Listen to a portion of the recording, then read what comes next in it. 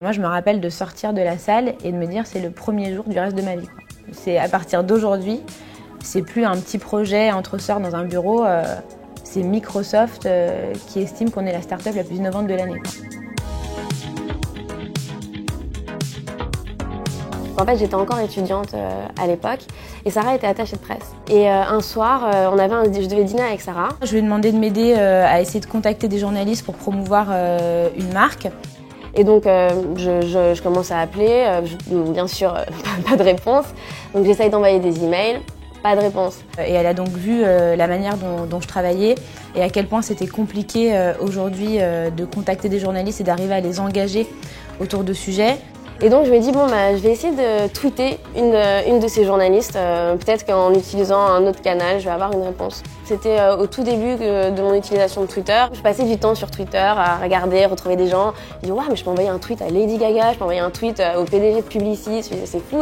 Des gens inaccessibles peuvent devenir accessibles. Et donc, en utilisant Twitter, j'ai eu une réponse. L'écosystème médiatique s'est complètement digitalisé ces 10 dernières années. Je me suis interrogée pourquoi ils répondent pas en fait à leurs mails, pourquoi ils répondent pas à leurs messages.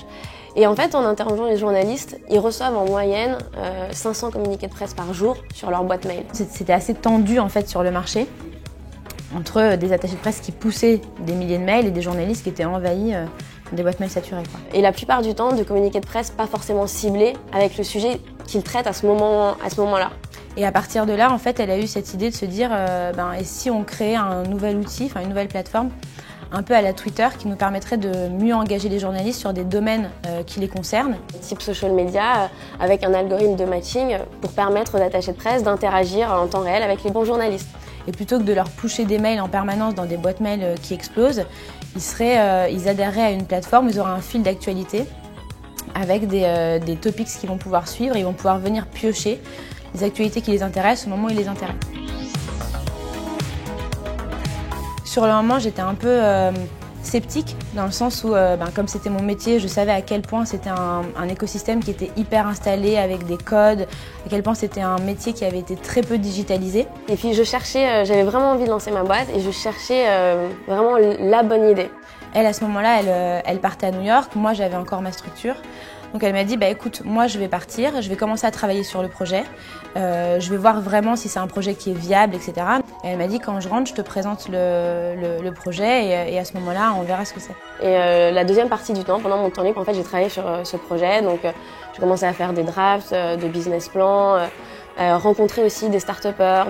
Et je me suis rendu compte, en fait, en parlant avec ces gens, que c'était pas si compliqué que ça de lancer sa boîte, que ça nécessitait pas forcément beaucoup de fonds, c'était pas un risque énorme. Et là, c'est vrai que la manière dont elle m'a présenté les choses, je me suis rendu compte que c'était vraiment un projet qui était viable, que c'était vraiment un projet qui avait de l'avenir. Ça a dû m'arriver 1000 fois dans ma vie de me dire j'ai une super bonne idée, je pense que ça arrive à tout le monde. Mais de se dire, entre le moment où j'ai une bonne idée et le moment où je vais vraiment la faire, il y a toujours un gap. 6 mois après, quand je suis rentrée, j'ai dit écoute Sarah, voilà, le business plan il est là, voilà les maquettes, les prototypes, voilà, on a besoin de temps. Est-ce que tu es prête à laisser ton taf et on fait ça ensemble? Et à l'époque, j'avais encore mon agence et je venais de tomber enceinte, histoire de complexifier encore un peu plus l'histoire. Et elle m'a dit donne-moi 6 mois et je te rejoins.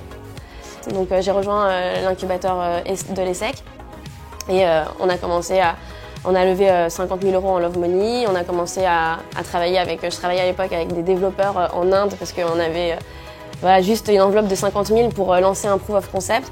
À ce moment-là, on a fait le lancement de la bêta test et on s'est dit ok, on va tester sur mes clients pour voir ce que ça donne. Et là, ça a hyper bien marché. On a fait grossir la société comme ça au départ, donc mes clients qui ont ramené d'autres clients, etc. Microsoft m'envoie un mail en disant oui, j'ai vu que vous avez lancé un nouveau projet, c'est un appel à candidature, on lance l'Imagine Cup. Et pareil, c'était une aventure géniale parce qu'on a monté un dossier, on a été présélectionnés et dans le jury en fait, comme quoi c'est toujours des bonnes rencontres. Il y avait Richard Menveux, le fondateur de French Web. Il y avait aussi le fondateur de Presse Citron. Il y avait aussi des personnes de la com de chez Microsoft. Et en fait, notre projet, il a tout de suite eu plus de sens vis-à-vis de ces gens-là parce qu'ils ont tout à fait compris à quel point l'écosystème et les problématiques étaient hyper painful et comment nous, on allait pouvoir les résoudre. Je pense que ce qui fait aussi le succès d'une start-up, c'est le timing. Et Et je pense qu'on est aussi arrivé au bon moment avec le bon produit.